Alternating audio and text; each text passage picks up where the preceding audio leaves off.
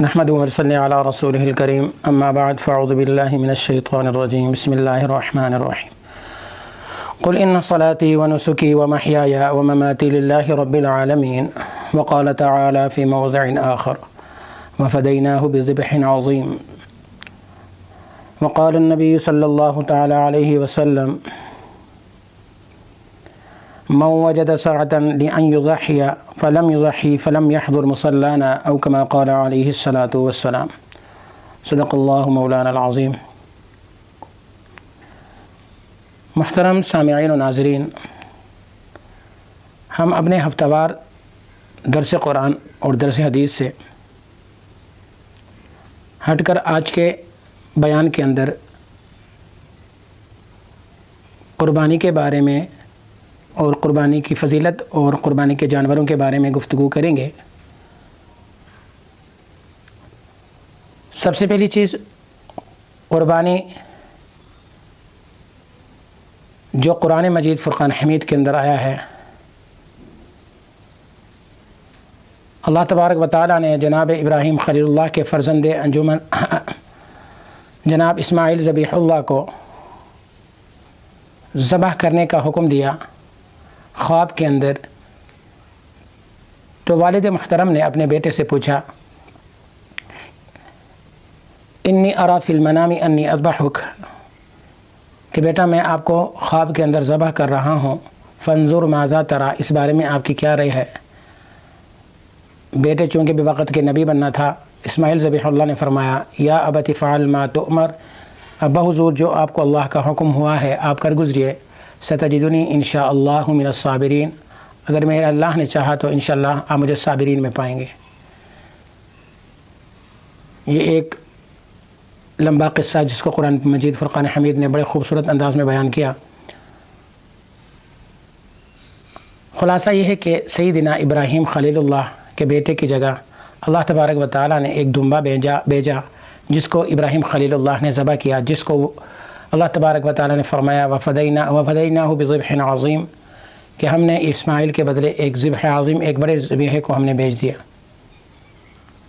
اور اللہ تبارک و تعالیٰ نے جناب ابراہیم خلیل اللہ کی اس سنت کو زندہ کر دیا، اور تا قیامت جتنے بھی کلمہ گو مسلمان ہیں وہ اس سنت کو ادا کرتے رہیں گے۔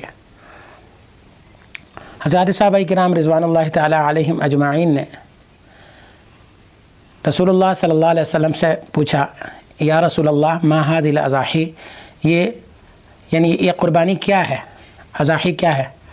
نبی کریم صلی اللہ علیہ وسلم نے فرمایا سنت ابیکم ابراہیم، یہ تمہارے باپ ابراہیم کی سنت ہے۔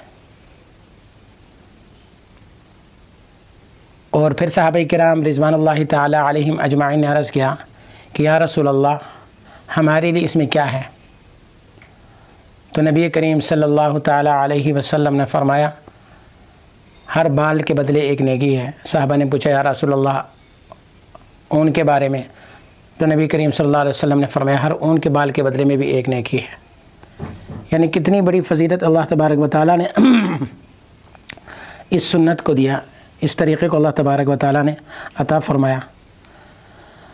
اور عید کے دنوں میں حدیث کے اندر آتا ہے جو 3 دن عید کے ہیں، ان دنوں کے اندر ابن آدم کے عملوں میں سے سب سے افضل عمل جو ہے وہ جو ہے نا خون کا بہانا ہے۔ جو انسان قربانی کرتا ہے خون بہاتا ہے۔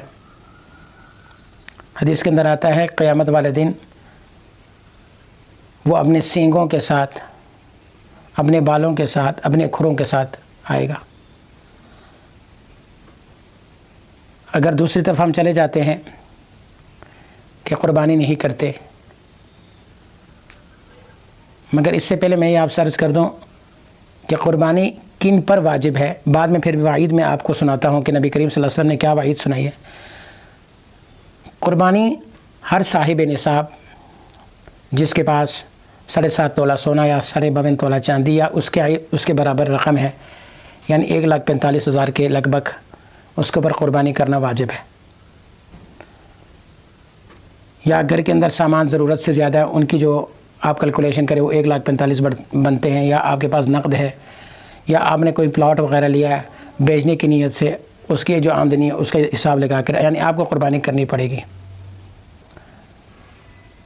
ہیلا بہانہ کر کے اگر کسی نے قربانی نہیں کیا تو نبی کریم صلی اللہ علیہ وسلم کی حدیث جو میں نے شروع میں آپ کے سامنے تلاوت کی کہ ایک انسان وسعت ہونے کے باوجود قربانی کی وسعت اس کے پاس ہے مگر اس نے قربانی نہیں کی، رسول اکرم صلی اللہ علیہ وسلم نے فرمایا فلم یحضر مصلانا، پھر اس کو عیدگاہ میں، ہماری عیدگاہ میں بھی وہ نہ آئے۔ کتنی بڑی وعید ہے۔ اور دوسری چیز، جانوروں کے جو حصے ہیں، بڑے جانور میں سب کو پتہ ہے کہ 7 حصے ہوتے ہیں اور چھوٹا جانور ہر ایک بندہ اپنے لیے ذبح کرتا ہے۔ کون سے جانور ہیں جن کو ہم ذبح کر سکتے ہیں؟ 3 قسم کے جانور یا ان کی جو اقسام ہے ان کو ہم قربانی میں ذبح کر سکتے ہیں۔ بکری ہے، اونٹ ہے یا گائے ہے، یا ان جیسے بکری کی طرح بھیڑ ہے یا دمبا ہے۔ گائے کی نسل اگر اس میں دیکھیں، نوع میں دیکھیں، اس میں بھینس ہے، کٹا وغیرہ ہے، ان کی قربانی ہم کر سکتے ہیں۔ اس سے ایک چیز معلوم ہو گئی کہ ہم جو وحشی جانور ہیں، جنگلی جو حلال جانور ہیں، ان کی قربانی ہم نہیں کر سکتے۔ اب کون سے جانور ہیں جن کو ہم قربانی نہیں کر سکتے یا ان کی قربانی نہیں ہوتی؟ کوئی بھی جانور ہو، اس کے اندر عیوب دیکھا جائے گا، اس کے اندر عیب کتنا ہے۔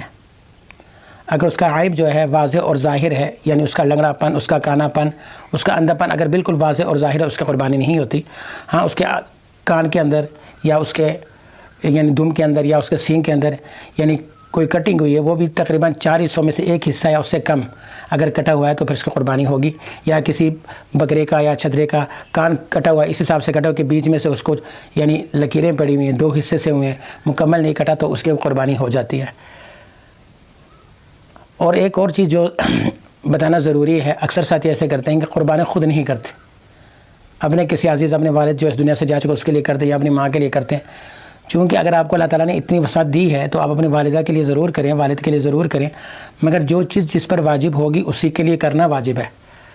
اگر وہ شخص اپنے والد اپنی والدہ کے لیے کرتا ہے، واجب اس پر ہے۔ مثلا یہ سمجھ لے کہ عبداللہ کے اوپر قربانی کرنا واجب ہے، وہ صاحب نصاب ہے، اس کو قربانی کرنا اس کے لیے لازمی اور ضروری ہے، مگر عبداللہ خود نہیں کر کے اپنے والد اور والدہ کے لیے کرتا ہے، تو اپنے والد اور والدہ کے لیے کرنے کی وجہ سے ان کے اوپر سے وہ وجوب ہے، یہ واجب ہونا وہ ساقط نہیں ہوگا، اس کے اوپر قربانی کا جو وجوب ہے وہ اسی طرح برقرار رہے گا۔ اللہ تبارک و تعالیٰ مجھے اور آپ کو تمام مسلمانوں کو ان باتوں پر عمل کرنے کی توفیق نصیب فرمائے۔ وآخر دعوانا الحمدللہ رب العالمین۔